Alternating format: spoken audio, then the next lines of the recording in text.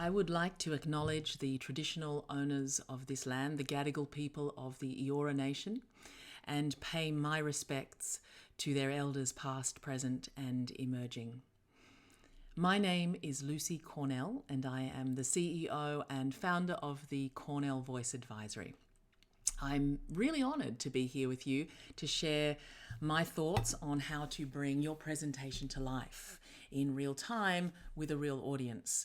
And I know you've spent some time with Alessandra Wollaston on bringing your visual elements of your presentation together and making them stand out and support you. And that you've been doing some work with Susie Connor on defining your audience and speaking their language and ensuring that your structure and content serves their hearing. And now I would like to work with you on bringing your content to life. How do you hold your ideas and hold the audience so that you're compelling and have presence? I assume that you have your content all organized, and I'm not going to touch the content. You're the expert in that area. But my job is to help you work on your delivery. So we're going to spend the next half an hour together doing that. I thought I might start with a story, which hopefully will illustrate where I'm going to take you. So, gosh, it was probably about 15 years ago now. I worked with a CFO of a bank and he was delivering his annual results the next day. And he and I got together in the auditorium this afternoon and we were going to rehearse together. So the following day, he was going to deliver to a room full of shareholders, of media and senior executives of other banks and other stakeholders. So the stakes were really high for him. But the good news was that his message was the bank was doing really well. They were quite profitable. So it was really good for media and for the stakeholders, shareholders. So we got together and we did this rehearsal and I said, we were there and I said, okay, off you go, up, stand at the podium. So he walked up on stage. It was just him and me. I was in the audience. And he stood at the lectern and he pulled the microphone forward into his face and he leant into the lectern and he said, "It's been a wonderful year for the bank. This year our profit has increased by," and I just, at that halfway through his sentence, I said, okay, stop, please stop already. I think let's just talk about what you're doing. And obviously what was happening was he was delivering in the opposite message from what he was saying. And so we had a bit of a laugh and I said, "It's terrible, stop." And, we thought that was quite funny. And we talked about this energetic delivery that he needed to harness in order to make sure the message was delivered. So the words are one thing, and I'm assuming that you're all good at that, and that's what you're doing at university. But what we've got to look at is how do we get you energetically engaged enough with the words and present enough with your body and your voice and your feelings and your psychological state to harness that to be useful for the audience. So I've been doing this for a long time. Very quick overview on me. I've been working for 17 years and work specifically with business professionals and have worked around 17 countries, I think now, C-level all the way through. And my interest in working with them is to support them and you, because you're a professional, even if you're an undergraduate, you're bringing expert content into a professional or a formal exchange when you're having to present something. And I'm interested in seeing how can you harness this thing, which is a live experience with another human being you're in front of. So I wanted to start off talking to you about a broad concept that is really key, and I hope this blows your mind because it's a big paradigm shift for a lot of people. That speaking live is an improvisation. You can craft your message and spend hours in the writing of it. You have all the luxury of editing it, rehearsing it, rewiring it, and that's all been done. And you have a lot of time to spend in that, in the crafting of it. But when you step up in front of an audience, The moment of speaking is now, and the editing and the adjusting and the ability to control happens now. You can't press the pause button and say, wait a minute, I'm just going to go over here and edit and then come back and start again. It has to happen in now.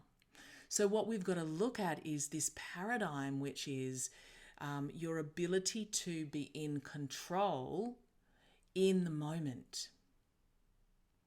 And it's a paradox, really, because we usually think that being in control means gripping on tight and white knuckle riding it to the end. So what you will have heard, I'm sure you've heard lots of lecturers and professors do this, and maybe some of your classmates, maybe it's you, that you will step up to the microphone, step up in front of the class and go. Speak till you get to the end. And then you get to the end. I've said everything I needed to say. Thank God, that's done, and I'm out of there. And what we get as an audience is this barrage of information. And I haven't had time to really integrate it and think about it. And then what I might do, because you may have gone speeding through, giddy up to the end, is that I don't have to. What I will do is translate you, as opposed to really take in your ideas. So I want you to consider that. Number one concept here is that your spoken delivery of all the beautiful stuff that you've crafted has to be embedded in moments, not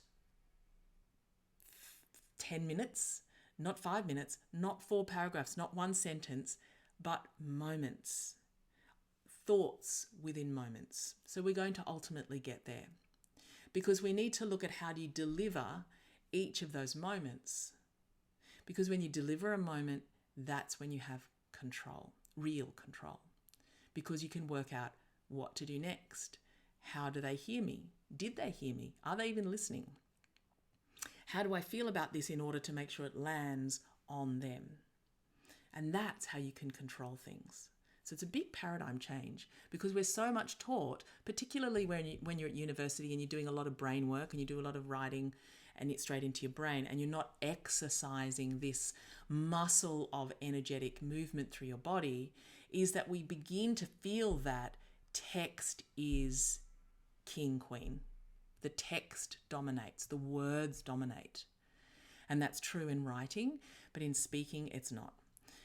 That it's the moments and how we let the words and ideas and feelings behind those words land, and how does my audience absorb them. So this thing of communicating is a sharing of energy between my internal space, my ideas, my feelings about the ideas, and how I put it out into the public space, and how my audience absorbs that and deals with that information. So that's the number one paradigm shift I want you to consider. It's not about the words, but it's about the communing between you.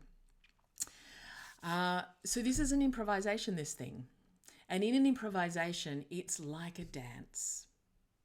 Now, you might know the form of the dance. If any of you have done dance before, you'll know there's a structure, there's moves that you need to learn. You need to learn your words. So we're using the concept of a dance as an analogy. The words are what you construct. But when you're in the dance, you're with a partner perhaps, or you're with the music, or you're reading the audience and you're working off the audience, and something might happen, a light might shift, or your ankle might roll. How do you manage those moments? Because in this improvisation, you can't control everything, because there's a live, and forgive the expression, but there's a live energetic ecology that is in the room of you and other humans. And it's, I use that phrase deliberately, it's an energetic ecology. Sounds a little bit embellished, but it's actually true. Is there's a live organism that's happening between you and your audience. So we need to take that into account. If you ignore it, then what you're getting, you might as well write it on a piece of paper and give it to me. And in fact, if we think back to my CFO story, that's kind of what I said to him. I pretty much said, do you know what, Will? You might as well just give it to me on a piece of paper and I will go away and read your speech. So what is it that, what does it take for you to step up and speak these words? What's the difference between speaking it and writing it? And in the speaking of it, it's you coming into owning the ideas and, in a way, backing the ideas, giving life to them. So what I hear in you, what your audience will hear in you, and this is so important at university, is your audience is wanting to hear your opinion, wanting to hear your research. So they don't want to just see it on a piece of paper, because they will be putting it in their own story and their own background understanding of the content. But what we're hearing is your energetic relation to it, how you feel about the content. So we want to hear, it's been a wonderful year for the bank, because I want to know that it's been wonderful. Do you know? If I heard, it's been a wonderful year for the bank, then you can hear that I've got another story to tell. There's a but coming. So this energetic delivery of you tells me more than just the words alone, within an energetic experience where others are also translating you or integrating you at the same time. So that's the overarching concept that I'd like you to consider. Okay, now I'm just looking at my notes. I want to see where I'm going next. So let's talk about how the voice works. And I want to do this very, very quickly. It's a very long story, but I'm not going to do the long version. And in fact, I thought I might give you a slide on this so that we can see how this works. This is a model I've had to design over the years because I wanted to define the larger picture that is you speaking, your voice. And as you can see, there you are in the center, and you've got a lot of stuff going on around you. And that's what happens. I'm sure you've felt that. You stand up in front of an audience and suddenly you hold your breath, you get blinkered vision, you forget what you're going to say, you might feel some nerves, you might feel totally overconfident, and then you go all the way through, and then afterwards you wonder why people haven't really heard you. So there's a lot of things going on. And then you've got an audience who's sitting in front of you who look totally bored, or they might be reading their paper or their phone, or they might be totally fascinated in what you're saying, but there's always a mix. And then you've got your internal monologue, which is your inner critic, and then your inner champion, and they're all chatting away at once. So you're feeling stuff physically, you're feeling stuff emotionally, and you've got a psychological chat going on. And then suddenly you have to manage your intelligence and the words that you've prepared earlier. And so what we've got to do is look at how do we bring all of that into one place. So we're going to get there eventually, but I want to just articulate this out now. Where you speak from, where the impetus to speak comes from, is not your throat. Where we need to start is the fire in your belly. So it's down here. I don't know if you can see my mouse in this, but that fire down in the belly. Why do you speak? What is driving you to speak? Now, I have to say, it's got to be more than I have to do an assignment. Okay, I want you to really dig a bit deeper than that. Is sure, you've got a functional reason to be doing it, but why do you care about this? What's the driver? Because when you find that fire, and sometimes you have to really dig in and find the reason for it, then the fire will speak through you, right? The song will sing itself. If there's something that's really impassioned in you, it will want to find its way out of you. So if you can redesign your content so that you are hooking into your reason for connecting to it, then it will find its way out in a more truthful, resonant way. That fire moves through your feelings, out through your, ultimate, specifically your vocal cords, but actually that vibrations of your vocal cords resonate through your body to give resonance, and out you go from inside your intellectual and emotional self out to the public space, to your audience. Now, what comes with your internal stuff is your story about your voice. So all of us will have a story about our voices. Everyone does. I've met thousands and thousands of them over the years. And your voice story is the formative experiences you've had through your life that have supported your voice, compromised your voice, congratulated your voice, shut you down.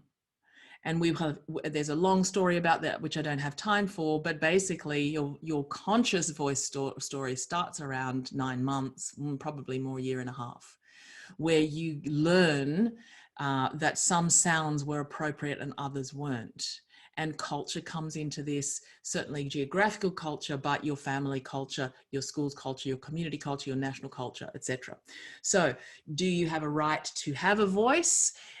Now as an adult standing in front of a room of others, your relationship to your right to speak has been woven through your experiences of how you have used your voice in your life and when you've been given permission to or not. So to reconcile some of those stories you've had in your life needs sometimes a bit of work. But know that when you come to standing in front of an audience, what you bring, that's what all those figures are behind that being there on the screen, you bring your formative stories about your right to have a voice. And actually also your right to take up people's time, which is what you're doing in a face-to-face exchange. So what we've got to do is sometimes reconcile some of those voices and quieten them. And I'll give you a technique later to do that. So when you find the fire, you give it some passion and some breath to ultimately carry your sound out. What we're looking to do is follow these steps. Start with having real ownership of your content, owning it, believing it, finding permission to speak it. Now you might be given permission, like it's your turn now up, you get to do your 5 minutes, but I don't mean permission. I mean permission like that. I mean permission like, do you feel like you have a right to be heard in that room? Do you feel like you've carved out the space so that people will stop speaking and they will listen to you? Have you dealt with some of the noises in your background that say you shouldn't be speaking now? Then authority is about your owning your right. Have you authored the idea? Do you own the idea and feel ready to speak with authority on it? Fill it with vision in the writing. So elevate to human values somewhere in it, even if it's gritty data and legal content. Give me some vision, give me some story, fill it with your passion, elevate the ideas, and ultimately that's what resonates with your audience. Audiences love a story, no matter, even if you're doing data, you have to find the story in it. Now, what happens with your audience is they also come to you with their white noise about how busy they are, who they had an argument with just before this, what 5 meetings they've got to go to after this. I'm not interested in your idea. I'm not interested in you. All of that white noise. So what we've got to do is know you've got to carve the space for their hearing. Okay, so the first place to cut, because if you don't carve that space out, you're going to be going, giddy up all the way through, giving them, write it on a piece of paper and give it to them in your own, and they'll do it in something with it in their own time. So this is about communing, connecting. So how do you carve that space out? The first place to start with that is actually being the first thing that you say has to be something that they care about. Give them a hook. Give them something to buy into. I'm going to be real right now. My dog is at my feet, and if she barks, it's because this is the real COVID life, and that's the reality. So there's a dog about to bark. I can see it all happening. So excuse us. So give them a hook. Give them something emotional to buy into. What audiences come to listen if you speak to them about something they already believe in. And then you weave in your idea into it. So a good idea for grabbing the ear of your audience in order to get your voice in is to give them a hook, something that's a story, an emotion, a prop, an analogy, a statistic to start with that is a metaphor, an analogy for, or exactly the point of your entire message. Hook them in, and then go through your content, and at the end, give them a catharsis. Give them something that they feel morally bound to, or somehow emotionally bound to, that might relate to the hook. If you want to have a look at some really great content on how to get an audience to listen, I highly recommend Simon Sinek's TED Talk. Is Simon, S-I-M-O-N, Sinek, S-I-N-E-K, his TED Talk about why and purpose. So that's for you to do some homework on. So you get your audiences listening, and that's where we're at here. So ultimately then your audience says, okay, I'm ready now, give me the content. So there you are, about to deliver content. How do we energetically deliver that now that we've got some space to be heard? So I want to give you a 4-stage process that I generally go through. And I'm going to move, I think, to the next slide. Can I move to the next slide to show you that? Doesn't seem like I can. Sorry, a minute. Let's jump to the next slide. Super. Oh, actually, I wouldn't mind sharing this with you. Here we go. This is a beautiful quote from Antoine Saint-Exupéry, who wrote The Little Prince. If you want to build a ship, don't drum up people to divide wood, gather the work, and give orders. Instead, teach them to yearn for the vast and endless sea. Give them something they can connect to first, and then give them the grit, the detail afterwards. Okay, I want to give you my 4-stage process, and I'm going to do this without giving you any slides. Oh, there's the dog. You probably saw her little head pop up. There she is. Sorry about that. Okay, 4 stages. Here we go. Write these down. Arrive, breathe, vibrate, and speak. ABVS. The ABVs for speaking. Like the ABCs for speaking, ABVs. Okay, now here's how it works. ABVs are physical and energetic. And I want to go through them each in order, and they will help you deal with the moments, the dance, and stay in real, true control, not white knuckle riding at control. They will also help manage your nerves and help the audience integrate your ideas. Okay, so A is arrive. Let's start with arrive. So I'm going to do a physical exercise with you, and if you could do it along with me, that would be great, because that's where you're going to get the learning from. I mean, you can watch, but the doing will really help. It's really easy. Okay, arrive is you, obviously you've arrived in the space and you're about to present something. You're physically standing there and you're in the room. That's easy. I don't mean that. I mean energetically arrived. So there you are, you stand up in front of the audience, and then suddenly you realize the spotlight's on you. Now, for a lot of people, that's terrifying, that moment. For many people, it's nerve-wracking. For some, they're really comfortable with it. Doesn't matter which part of the scale you're on there, arrive is still relevant and applicable and necessary. So what tends to happen, particularly if it's high stakes or you're stressed or you're emotional or you're nervous about it, is that we will, as animals, want to protect our vulnerable selves. And how we do that is contract. So we will physically tighten up. So you might actually do it, if you could just physically, to get a feel of it, physically put yourself in the shape that you know your body goes into when you're standing in front of an audience, right? Do you tighten in your inner thighs? Does your belly tighten? do your ribs, do your armpits tighten? Do you stop breathing? Does your throat tighten? Does your jaw tighten? Do your eyeballs get hard? Do you move a lot? What do you do? Okay, and I want you to physically notice what you do. If you are doing it, then this will give you a more visceral, palpable sense of what's going on, right? Because I'd rather you be conscious of it than just think it in theory. So there you are, feeling it. And now what I'd like you to do is actually undo that.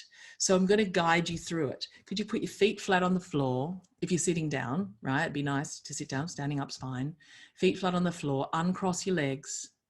And just close your eyes for a sec and see if you can let your body sort of soften into its shell. Now, whether you're standing or sitting, doesn't matter. I'd like you to tighten in your feet and then ungrip them and let them widen and soften into the floor. And then let your lower legs relax into your feet. Then your upper legs soften. Now, if just to experience the difference, could you tighten in your knees or your inner thighs? Okay, and then I want you to let go of that and undo it. And notice where else in your body undoes and lets go. You might notice your inner thighs soften, your buttocks might soften, your belly might, maybe your jaw softens. Do it one more time, tighten your knees or your inner thighs, and oh good, my jaw just tightened when I did it, great, interesting. And then undo, my breath let go, actually interesting, right? And now I want you to tighten in whatever you think your pelvic floor is and your hip sockets, right? You don't have to think of it specifically anatomically. For the medical students, go for it, right? Tighten in your hip sockets, your pelvic floor, right? I can feel that my buttocks definitely tightens, back of my tongue tightens, my armpits have tightened, my throat's tightened, actually, interesting. Okay, now undo all of that. Let your pelvis relax and widen and your belly soften. Now tighten in your armpits. And you'll notice that that might lock your breath a bit, and then undo your armpits. And you might notice that actually what's happening is you're starting to drop and get heavier and your center of gravity gets lower. Okay, this is a subtle one, but a really significant one. Tighten bring your teeth together at the back. You can do this with your eyes closed to really feel it, right? Then let your teeth soften and part. So your bottom jaw relaxes away from your top jaw. And then your tongue can rest in your bottom jaw. You might notice that your tailbone gets heavier, your belly softens, your armpits soften, your hands soften, maybe your eyeballs soften. And then your breath will definitely soften. So close your eyes and I want you to really connect to this sense of width and openness internally. This is an arrive state, your arrive blueprint. Take a photo of it, snapshot of it in your mind's eye. This is the place you want to keep coming back to, and I'm going to refer to it over and over. Arrive, arrive, arrive. Okay, so open your eyes, have a quick look, and we'll come back together. So that's your arrive blueprint. I mean, we could spend hours on that, but I want to give you a quick feeling of that. Why is because we want to use that as your landing point. Where's my doll? So, you know, these dolls here, there's a baby toy, but you know what you bump them and they swing back to center, you know, if I had it on a proper, right? So it comes back to center. You want to be that shape. You don't want to be that shape, which is what happens for many people is that they tighten up here and then they go hard to the end, right? So if you do that, what happens? Clonk, you can't reset yourself, you get all over the shop and you lose your thinking, you lose your train of thought, you forget what you were going to say, you get asked a question and you can't think clearly. That is because there's physical holding, right? And breath holding. And when you're physically up, you cannot think wisely. So your arrive blueprint is where you start. This is before you've started speaking, right? Then we add breath in. So in that arrive state, if you can get yourself into that physical open state there, just give yourself a sigh of relief through your mouth. You could do this in real time if you wanted, just between you and us, but you and me now, this is what we're doing. Big sigh of relief in and out. So feel how deep into your body your breath goes. Okay, now I want you to tighten up the way that you know you cross your legs or whatever you do. And now breathe in, breath comes in and goes out. And notice how different the shape is and how uncentered that feels and how little gravity you are relying on. Essentially, that ultimately means you don't have the gravitas, the presence, the calmness, and the significance and weight of the beautiful stuff you've crafted. You ultimately want to deliver it with significance and presence. So there you are, arrived, and breath is moving in and out of you. Now what we want to work on is some content, and I'm going to pull together some content here so that I can deliver a little bit, and this is where I'd love you to get some content now if you can. So while you're doing that, I will show you the quote I'm going to read from by Malala Yousafzai, a short quote here. Malala is a Pakistani woman who, when she was 15, was shot in her face by the Taliban for speaking up about the right for girls to have education. So you may know of her already. She's very inspiring. Look at Malala Fund if you want to know more. malalafund.org, I think it is. And I'm going to read a short quote here, and I'm going to apply the arrive and breathe ideas in using these words so that you can see how to integrate it into something real. So arriving and breathing, if we come back to what we talked about originally, this idea of moments and giving me an experience of the moments, the dance, the improvisation in each moment.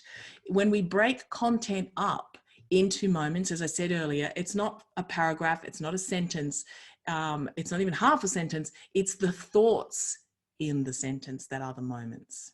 So what we're seeking to do between those thoughts is to arrive and breathe. So I'm going to demonstrate, right? I'm going to arrive first. So I'm not going to just start speaking. There I am on stage, go, boom. I say to you today, my friends, blah, blah, blah, blah. We drop. You don't speak to start and land. And the really, really effective technique is when you're not speaking, you look your audience in the eye and you think to them, are you with me? And you obsess with that. Wait until they're all with you, until they're looking. You're breathing while this is happening. When they're ready and you're relaxed and you're breathing, then you start. Because guess what? They're listening. I raise up my voice. And you let yourself go and you land. Not so that I can shout. Oh, I felt my tummy hold, so I'm going to let go. But so that those without a voice, let my breath go, can be heard. Now, there's a big charge, emotional charge coming up here. So I'm going to let that fill in with my breathing, let my breathing pick that up. We must believe in the power and the strength of our words. Oh, I closed. I'm going to let go. Our words can change the world. And check, are they with you? And then you'll move to the next thought. So compare that to the very fast utterance that often happens, which is something like, I raise up my voice not so that I can shout, but so that those without a voice can be heard. We must believe in the power and the strength of our words. Our words can change the world. So there's a difference in those two. The second one obviously is much faster and the first one much slower. But certainly in the first one, for me, speaking it, I was able to connect to the thoughts, emotionally connect to them and picture emotionally what was going on. So therefore my body responded to that internal landscape that was going on inside me. So when I picture it, when I feel it, and I allow that to be picked up on my breath, through my body, on my voice, that's what you get. And then you have time to digest it and to take it in and make sense of it and make emotional sense of it and engage with it rather than interpret it because you're not quite sure, you haven't quite got the full experience of it. We will speak up for our rights and we will bring change through our voice. We believe in the power and the strength of our words. Our words can change the whole world because we are all together, united for the cause of education. So do you see where I'm going? You're going piece by piece. And within each piece, you're bringing yourself fully into the moment and you're checking with them, are you with me? When you're arriving and breathing, your voice vibration becomes more resonant. Arrive, breathe, vibrate. And that's the speaking. The speaking is the moments.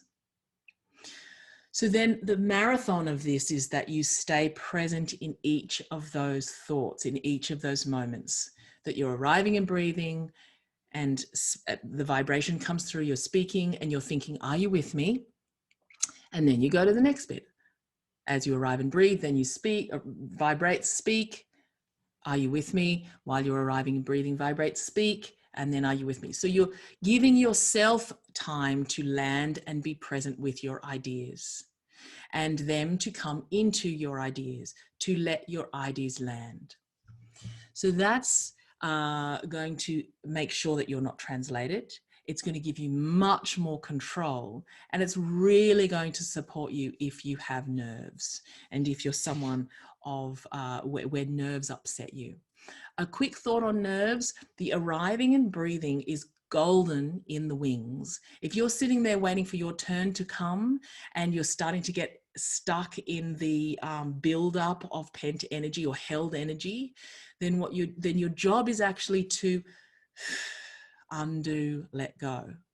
So in the wings, I call it in the wings, is just to keep breathing, to let go, to breathe, let go, breathe, let go, and to say, don't buy into that thought, let go, breathe, let go, until you get to the point where you're still in your arrived state when you start. You've developed your content. You've spent a lot of time investing in your ideas. What we want to hear is your voice. This is a generation of voice. We hear too much voice, actually, and too much meaningless, irresponsible use of voice in the world. If you're at university and you're studying something and you're impassioned by it, you have a bright mind that we want to hear.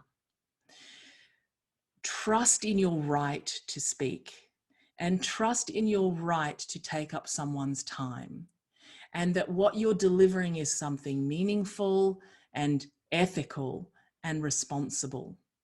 Responsible because you're delivering it in a way that will land and you're open to their response. So you can take it in and then adjust and deliver meaningful, ethical speaking.